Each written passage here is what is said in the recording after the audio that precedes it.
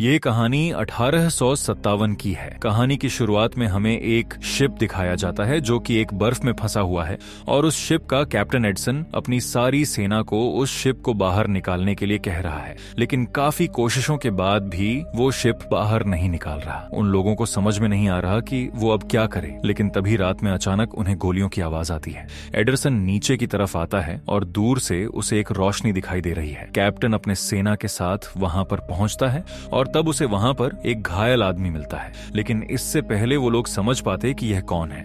वहां पर किसी मॉन्स्टर की चिल्लाने की आवाज आती है। कैप्टन उस आदमी को लेके अपनी शिप की तरफ भागता है, लेकिन उसके बाद सबको यह देखते हैं कि उनके पीछे एक मॉन्स्टर आ रहा है। उसे रोकने के लिए सब कोई गोलियां चलाते हैं, लेकिन उस मॉन्स्टर पे कुछ असर नहीं कर रहा। वो मॉन्स्टर उस आदमी की तरफ आता जा रहा है। कैप्टन के कहने पे सब कोई उसे रोकने की कोशिश कर रहे हैं, लेकिन उस पे ना गोली का ना किसी के वार का कोई असर हो ही नहीं रहा। कैप्टन को समझ में नहीं आ रहा कि वह क्या करें, और तब उन्हें एक आइडिया आता है। वह मॉन्स्टर के आसपास की जमीन को तोड़ देते हैं और मॉन्स्टर पानी के अंदर चला जाता है। कैप्टन को यह लगता है कि शायद वो मर चुका है और अब वो उस आदमी के पास जाते हैं। उस आदमी को भी होश आ चुका है और वो बताता है कि उसका नाम है विक्टर फ्रैंकस्टाइन, लेकिन वो बहुत डरा हुआ है। वो कैप्टन से पूछता है कि वो शैतान कहाँ है, उसने तुम्हारे कितने आदमियों को मारा। तब कैप्टन विक्टर को समझाते हैं कि हमने उस शैतान को मार दिया है, लेकिन विक्टर चिल्लाने लगता है कि वह मर नहीं सकता, उसे कोई नहीं मार सकता। वो फिर यहाँ आएगा, वो तब तक तुम्हारा पीछा नहीं छोड़ेगा जब तक तुम मुझे उसके हवाले नहीं कर देते। विक्टर का यह डर देख के कैप्टन को भी अजीब लगता है कि आखिरकार वो मॉन्स्टर है कौन। कैप्टन विक्टर से पूछते हैं कि तुम कौन हो और यह मॉन्स्टर तुम्हारे पीछे क्यों पड़ा है। और अब विक्टर कैप्टन को अपनी कहानी सुनाना शुरू करता है और यहाँ से शुरू होती है विक्टर फ्रैंकस्टाइन की कहानी। विक्टर के पापा लियो एक बहुत ही मशहूर और एक कामयाब सर्जन थे और उन्होंने पैसे के लिए विक्टर की माँ क्लेयर से शादी की, लेकिन वो ना तो क्लेयर और ना ही विक्टर, दोनों में से किसी से प्यार नहीं करते थे। लियो यह चाहता था कि उसके बाद उसका बेटा भी एक मशहूर सज्जन बने, तो इसीलिए वो अपने बेटे को पढ़ाता था, उसके साथ शक्ति दिखाता था। विक्टर को अपने पापा पसंद नहीं थे, लेकिन वह अपनी माँ से बहुत प्यार करता था। लेकिन एक दिन उसकी माँ उसके भाई को पैदा करते वक्त मर गई और यह सदमा विक्टर के दिलो दिमाग में बैठ गया। उसे समझ में नहीं आ रहा था कि उसके पापा इतने बड़े सर्जन थे तो वो उसकी माँ को बचा भी नहीं पाए। उसके छोटे भाई का नाम था विलियम। उसके पापा विलियम से तो प्यार करते थे, लेकिन विक्टर से नफरत। धीरे धीरे वक्त बीतता गया और विक्टर हमेशा यह सोचता था कि उसके पापा उसकी माँ को बचा क्यों नहीं पाए। एक दिन उसने अपने पापा से पूछ ही लिया। तब उसके पापा ने उसे यह बताया कि हर इंसान को एक दिन मौत आनी ही है, कोई इंसान अमर नहीं है। अपने पापा की यह बात सुन के विक्टर को बहुत गुस्सा आया और तब उसने यह फैसला कर लिया कि वो मौत को हराएगा और वो अपने पापा से भी अच्छा और कामयाब सर्जन बनेगा। उसकी जिंदगी का सिर्फ एक मकसद है, मौत को हराना। धीरे धीरे वक्त बीतता गया। विक्टर और उसके फैमिली में मुसीबत का पहाड़ टूटने लगा। उनके खेतों में आग लग गई, उनके पैसे खत्म होने लगे और इस सदमे को लियो बर्दाश्त नहीं कर पाया। लियो यह दुनिया छोड़कर चला गया। अब विक्टर और विलियम अकेले थे। विलियम अपने रिश्तेदारों के पास लंदन चला गया, लेकिन विक्टर अभी भी उस जुनून के साथ था कि उसे मौत को हराना है। वह मेडिकल कॉलेज चला गया और काफी साल पढ़ाई करने के बाद फाइनली विक्टर ने एक ऐसी खोज की जिससे वो किसी भी मुर्दे को जिंदा कर सकता है। कई साल बीत चुके हैं और अब विक्टर बड़ा हो चुका है। वो मेडिकल कॉलेज को यह दिखाता है कि एक दुकानदार जो कि कई दिन पहले मरा था, मैंने उसके शरीर को इस्तेमाल किया और उसके शरीर पर अलग अलग मुर्दों के ऑर्गन्स लगाए और अब मैं इसे जिंदा करूंगा। और कमाल की बात तो यह है कि विक्टर उस मुर्दे के शरीर को 2 बैटरियों की मदद से करंट देकर जिंदा कर देता है, चलने लायक बना देता है। जहां पर एक तरफ विक्टर बहुत खुश था कि उसने यह करिश्मा कर दिया, लेकिन वहीं दूसरी तरफ सबको यह लगता था कि यह एक झूठ है, एक ढोंग है और कोई भी विक्टर के ऊपर यकीन नहीं करता था। सब कोई विक्टर को ठुकरा देते हैं, लेकिन एक दिन उसकी मुलाकात हेनरिच नाम के एक आदमी से होती है। वह विक्टर को बताता है कि उसकी भतीजी एलिजाबेथ विक्टर के भाई विलियम से शादी करने वाली है और हेनरिच ने विलियम से विक्टर के बारे में बहुत कुछ सुना है और उसके एक्सपेरिमेंट के बारे में भी, और हेनरिच को विक्टर के ऊपर पूरा यकीन है कि वो एक मुर्दे को जिंदा कर सकता है, वो एक नया इंसान बना सकता है। हेनरिच विक्टर को बताता है कि उसके पास बहुत पैसे हैं और वह विक्टर को अपने सारे पैसे देगा, लेकिन उसके लिए विक्टर को उससे हाथ मिलाना पड़ेगा। हेनरिच की बातें सुन के विक्टर भी हैरान रहता है, लेकिन अब विक्टर के पास भी कोई दूसरा चारा था ही नहीं। वो मान जाता है। फाइनली हेनरिच विक्टर को लेके अपने घर जाता है, जहां पर विलियम और एलिजाबेथ दोनों आते हैं। विलियम जो कि एक सक्सेसफुल बिजनेसमैन बन चुका था और वो भी विक्टर के प्रोजेक्ट में इन्वेस्ट करना चाहता था, और हेनरी तो था ही अमीर। इन दोनों का साथ पाके विक्टर बहुत खुश था, लेकिन उससे भी ज्यादा विक्टर एलिजाबेथ से मिलके खुश था। वह एक बहुत ही अच्छी और एक नेक लड़की थी और विक्टर को धीरे धीरे उससे प्यार होने लगा। अब धीरे धीरे धीरे वक्त बीतने लगा। हेनरीज और विलियम ने विक्टर को उसके काम के लिए एक टावर दिया और विक्टर के बोलने पे उस टावर में सब कुछ लगा दिया जो कि विक्टर को चाहिए था। बैटरी, सामान, लैब, जो भी विक्टर को चाहिए था, सबका इंतजाम इन दोनों ने कर दिया। विक्टर को कुछ लाशें भी चाहिए थीं, तो इसका भी इंतजाम हेनरिच ने कर दिया। जहां पर एक तरफ विलियम और हेनरिच विक्टर का लैब बना रहे थे, वहीं दूसरी तरफ विक्टर धीरे धीरे एलिजाबेथ की तरफ खींचता जा रहा था। वो एलिजाबेथ से मिलता है और एलिजाबेथ भी समझ चुकी है कि विक्टर उससे प्यार करता है। शुरुआत में तो सब कुछ बहुत सही चल रहा था, लेकिन अब वक्त पार होने लगा है और विक्टर का एक्सपेरिमेंट अभी भी कामयाब नहीं हुआ है। उसे समझ में नहीं आ रहा कि वो क्या करे और अब वॉर भी शुरू होने वाली है। हेनरीज विक्टर को बताता है कि हम जिस जगह पे हैं उस जगह से कई किलोमीटर दूर वॉर हो रही है और जंग के बाद जो सैनिक मरेंगे वो पानी में डूबते हुए इधर की तरफ आ जाएंगे, तो हम उनके शरीर को यूज कर सकते हैं। विक्टर मान जाता है। धीरे धीरे वक्त बीतता है। विक्टर एक परफेक्ट शरीर बना लेता है, अलग अलग सैनिक के शरीर को छोड़ के एक परफेक्ट बॉडी, और उसका नाम वो लोग रखते हैं एडमम। लेकिन एडमम में अभी जान डालना बाकी था और इसके लिए उन्हें इंतजार थी एक तूफानी रात की। विक्टर का प्लान बहुत साफ था कि वो आसमान की बिजली को खींच के एडमम के शरीर में डालेगा, जिसकी वजह से उसके शरीर की बैटरी चार्ज होगी और एडमम के शरीर में जान आएगी। फाइनली वो रात भी आ जाती है जिसका इंतजार विक्टर को था। विक्टर हेनरिच को बुलाने के लिए जाता है, लेकिन तभी वो यह देखता है कि हेनरिच काफी बीमार है और तब हेनरिच उसे सारी सच्चाई बताता है कि आखिरकार वो क्यों विक्टर की मदद कर रहा है। उसे बताता है कि वो मरने वाला है, उसे एक बीमारी है और उसके पास अब ज्यादा वक्त नहीं है। वो सिर्फ यह चाहता है कि विक्टर किसी तरीके से एडमम का शरीर उसे दे दे, लेकिन विक्टर यह करने को तैयार नहीं है और विक्टर में बहस होती है और धक्का मुक्की में हेनरिच टावर से गिर के मर जाता है।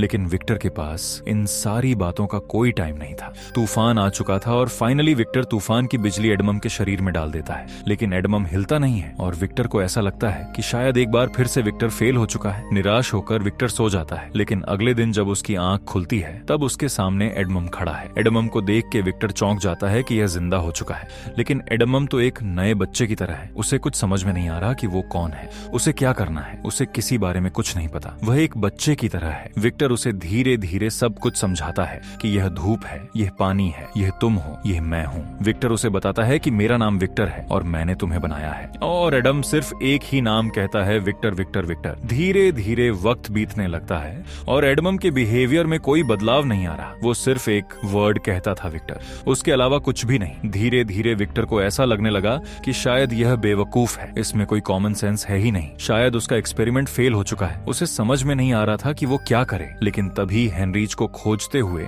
विलियम और एलिजाबेथ उस टावर में आती है। अपने भाई को इतने दिन के बाद देख के विक्टर बहुत खुश है। वो विलियम से बात कर रहा है और तभी एलिजाबेथ को नीचे बेसमेंट में किसी की आवाज आती है। एलिजाबेथ नीचे जाती है और फाइनली वो एडमम को देख लेती है। वो देखती है कि विक्टर ने एडमम को बांध के रखा है। वो घबरा के ऊपर की तरफ भागती है और तब विक्टर एलिजाबेथ और विलियम दोनों को सब कुछ बता देता है, लेकिन उसने हेनरिच की मौत के बारे में अभी तक किसी को नहीं बताया। एडमम को देख के विलियम बहुत खुश है कि आखिरकार उसके भाई ने जो कहा था वो उसने कर दिया। उसने एक मुर्दे को जिंदा कर दिया। लेकिन एलिजाबेथ को एडमम के ऊपर बहुत तरस आ रहा है कि विक्टर ने उसके साथ क्या किया, उसे बांध के रखा है, उसके साथ ऐसा बिहेवियर क्यों करता है, यह भी तो एक इंसान है। और धीरे धीरे एलिजाबेथ एडमम के करीब जाने लगती है, उसे एडमम से प्यार होने लगता है और यह देख के विक्टर को जलन होने लगती है और एडमम से नफरत। वो यह प्लान करता है कि वो एडमम को मार देगा, लेकिन इससे पहले उसे विलियम और एलिजाबेथ को यहाँ से भेजना पड़ेगा। वो विलियम को सब कुछ बता देता है कि हेनरिच मर चुका है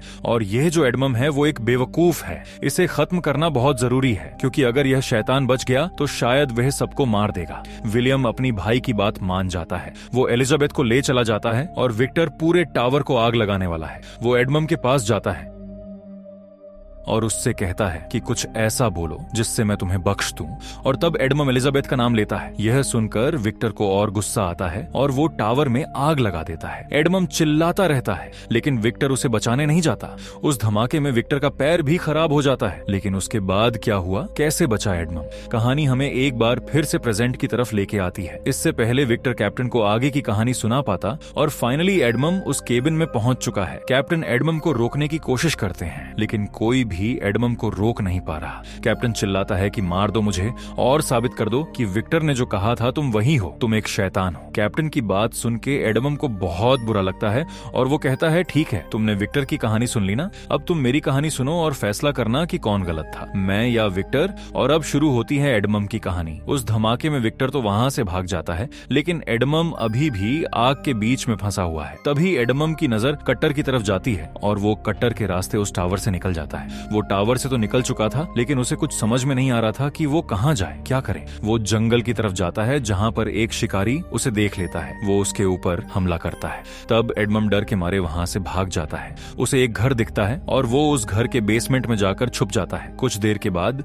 वहां पर आदमियों की आवाज आती है और तब वो यह दिखता है कि यह घर उसी शिकारी का है जो कि जंगल में था। इस घर में वो शिकारी अपने परिवार के साथ रहता था, अपनी बीवी, अपने भाई, अपनी बच्ची और अपने पापा, जो कि काफी बूढ़े थे और उन्हें दिखाई भी नहीं देता था। एडमम के पास जाने के लिए कोई रास्ता नहीं था, कोई जगह नहीं थी, तो वह छुप के उन्हीं के बेसमेंट में रहने लगा। वो अंधा आदमी अपनी पोती को कहानी सुनाता था, उसे पढ़ना सिखाता था और एडमम भी उस अंधे आदमी की सारी बातें सुनता था और धीरे धीरे वो भी बोलना सीखने लगा। अब एडमम अपने आप को इसी परिवार का हिस्सा मानने लगा। उसे समझ में नहीं आता था कि वह ऐसा क्या करे जो यह परिवार उसे अपना ले। तब उसने इस परिवार की मदद करने की कोशिश की। जब यह परिवार रात में सो जाता तो एडमम इनके लिए लकड़ियां काटता, बाहर की साफ सफाई करता और परिवार वालों को ऐसा लगता कि शायद यह काम जंगल की कोई अच्छी आत्मा कर रही है। वो लोग भी खुश रहते और एडमम भी खुशी खुशी उनके बेसमेंट में छुप के रहता। अब धीरे धीरे सर्दी आती जा रही थी और शिकारी अपने पूरे परिवार को लेके यहाँ से जाना चाहता था, लेकिन अंधा आदमी अपने बेटे को समझाता है कि तुम लोग जाओ, मैं इसी घर में रहूंगा। शिकारी तो चला जाता है, लेकिन वह अंधा आदमी अब घर में अकेले। एडमम सोचता है कि शायद मैं इसके पास जा सकता हूँ, इससे बात कर सकता हूँ। फाइनली वो हिम्मत जुटा के उसके पास जाता है और वो अंधा आदमी भी एडमम को पहचान जाता है कि यह वही है जो कितने वक्त से हमारे बेसमेंट में छुपा हुआ था और हमारी मदद करता था। अब एडमम और उस अंधे आदमी में दोस्ती हो जाती है। वो अंधा आदमी एडमम को खाने के लिए सामान देता, पहनने के लिए कपड़े देता और किताबें देता। उसने सारी किताबें पढ़ी और धीरे धीरे वह आदमी उसका एक अच्छा दोस्त बन चुका था। एक दिन वह अंधा आदमी एडमम से पूछता है कि तुम आए कहाँ से हो, लेकिन उस धमाके के बाद एडमम को कुछ याद नहीं है कि उसे किसने बनाया है, वो कहाँ से आया है, लेकिन बस उसे एक नाम याद है, विक्टर। वह अंधा आदमी एडमम को समझाता है कि जाओ पता करके आओ कि तुम आए कहाँ से हो और तुम्हें किसने बनाया है। उस आदमी की बात मान के फाइनली एडमम अपनी यादों का पीछा करते हुए उस टावर में पहुंचता है जहां से वह बाहर निकला था और तब उसे सब कुछ याद आ जाता है कि उसे किसने बनाया था और क्यों, और ये सब याद करके उसे बहुत बुरा लगता है। वो उस अंधे आदमी के पास जाता है, लेकिन अब देर हो चुकी है। उनके घर में भेड़िए घुस चुके हैं और उन्होंने अंधे आदमी के ऊपर हमला कर दिया है। वह भेड़िए एडमम के ऊपर भी हमला करने की कोशिश करते हैं, लेकिन एडमम बहुत ही पावरफुल था। वह उन भेड़ियों को वहां से भगा देता है। अब वह अंधा आदमी मरने वाला है और इसी वक्त उसका परिवार भी वहां पर आ जाता है और उन लोगों को ऐसा लगता है कि शायद एडमम ने इस अंधे आदमी को मारा है। वो लोग एडमम के ऊपर हमला कर देते हैं। एडमम इन लोगों को नुकसान नहीं पहुंचाना चाहता था, तो इसलिए वो चुपचाप वहां से चला जाता है। उसे एहसास होता है कि सबका एक परिवार है, लेकिन मैं अकेला हूँ, मेरा क्या होगा? मैं मर भी नहीं सकता जो मर के इस दर्द से मुक्त हो जाऊं। और तब एडमम यह फैसला करता है कि वो विक्टर के पास जाएगा और विक्टर से कहेगा कि मेरे लिए एक बीवी बनाओ जो मेरे साथ रहे। फाइनली वह विक्टर को ढूंढते हुए उसके घर में पहुंच जाता है। आज विलियम और एलिजाबेथ की शादी है। एलिजाबेथ जो आज भी एडमम को याद करती है और अब वो विक्टर से नफरत करती है, लेकिन विक्टर को इन सारी बातों की कोई फिक्र नहीं। वो अपने कमरे में तैयार हो रहा है और फाइनली उसके सामने एडमम आता है। एडमम को बोलता हुआ देख के विक्टर भी चौंक जाता है और तब एडमम विक्टर से कहता है कि प्लीज मेरे लिए मेरी पत्नी बना दो, मुझे और अकेला नहीं रहना। लेकिन विक्टर चलन और गुस्से के मारे उसे मना कर देता है। उसे इस बात की चलन थी कि एलिजाबेथ इससे प्यार कैसे कर सकती है, ये तो एक हैवान है, और इसलिए विक्टर एडमम की मदद नहीं करता। अब एडमम को भी गुस्सा आ रहा है। वो विक्टर के ऊपर हमला करना चालू करता है। तोड़फोड़ की आवाज आने लगती है और एलिजाबेथ भी ऊपर कमरे में पहुंचती है और फाइनली वो एडमम को देख लेती है। वो बहुत खुश है। वो बहुत खुश होती है कि एडमम लौट के आ चुका है। इसी वक्त विक्टर हमला करता है और एलिजाबेथ एडमम को बचाने की कोशिश में मर जाती है। ये देख के एडमम को बहुत गुस्सा आता है। वो सबके ऊपर हमला करता है और इस हमले में विलियम भी घायल हो जाता है और एडमम एलिजाबेथ को लेके वहां से चला जाता है। विक्टर ये देखता है कि उसका भाई मर चुका है और एलिजाबेथ को एडमम लेके जा चुका है। वो भी नहीं बचेगी। अब उसे गुस्सा आ रहा है। उसे कुछ भी करके अपना बदला लेना है। वो एडमम की तलाश में जाता है और फाइनली उसे एडमम मिल भी जाता है। एडमम उसे बताता है कि एलिजाबेथ मर चुकी है, लेकिन लेकिन अब उसे भी जिंदा नहीं रहना। या तो विक्टर उसे मारते या तो वह विक्टर को इतनी तकलीफ देगा कि विक्टर अपनी तकलीफों से कभी आजाद नहीं हो पाएगा। एटम विक्टर को चोट पहुंचाता है और कहता है कि जब तुम्हारा जख्म भरेगा तब मैं तुम्हें और जख्म और तकलीफ देने के लिए जरूर आऊंगा, और फिर एडमम वहां से चला जाता है। अब विक्टर और एटम दोनों का एक ही मकसद था, एक दूसरे को तकलीफ देना। एडमम का पीछा करते हुए विक्टर बर्फ के तूफान में आगे बढ़ता है। कई महीने बीत जाते हैं और फाइनली वह रात आती है। याद है ना, वही रात जिस रात को कैप्टन को विक्टर मिला था। विक्टर एक टेंट में है और एडमम एक बार फिर से विक्टर के ऊपर हमला कर देता है। विक्टर इस बार भी एडमम को मारने की कोशिश करता है, लेकिन जैसा कि हम लोग जानते हैं कि एडमम मर नहीं सकता, वो फिर जिंदा रहता है। और आगे की कहानी तो हम लोग जानते ही हैं कि आगे क्या हुआ। कहानी एक बार फिर से प्रेजेंट की तरफ आती है। अब विक्टर कैप्टन से पूछता है कि बताओ मेरी क्या गलती थी। विक्टर ने मुझे बनाया, लेकिन मैं एक शैतान नहीं, एक इंसान बना। मैंने सिर्फ एक ही ख्वाहिश की कि विक्टर मेरी पत्नी को बना दे, लेकिन विक्टर ने यह करने से मना कर दिया। तब मैंने विक्टर से मौत मांगी और अब मुझे समझ आ चुका है कि विक्टर भी मुझे मार नहीं सकता। मैं क्या करूं? मेरी क्या गलती थी? एडमम की यह कहानी सुन के कैप्टन और विक्टर दोनों को बहुत अफसोस आता है। विक्टर को भी अपनी गलतियों का एहसास हो चुका है। वह एडमम से माफी मांगता है और उसे समझाता है कि अगर तुम्हें मौत नहीं मिल सकती तो तुम जिंदा रहो, लोगों की मदद करो, लेकिन अपनी जिंदगी जियो और मुझे माफ कर दो। एडमम भी समझ चुका था कि अब विक्टर बचेगा नहीं, लेकिन मरने से पहले एडमम विक्टर को माफ कर देता है और फिर विक्टर इस दुनिया को छोड़ के चला जाता है। कैप्टन समझ चुका था कि एडमम एक बहुत अच्छा इंसान है। कैप्टन उसे पूरी इज्जत से शिप से बाहर भेजता है, लेकिन जाने से पहले एडमम कैप्टन की शिप को बर्फ से बाहर निकाल के कई सारे सैनिक और कैप्टन की जान भी बचा लेता है। वो लोग तो वहां से चले जाते हैं, लेकिन एडमम अभी भी इस दुनिया में है। मुझे लगता है कि इस कहानी का पार्ट 2 जरूर आना चाहिए। आपको क्या लगता है? कमेंट करके जरूर बताइएगा। तब तक के लिए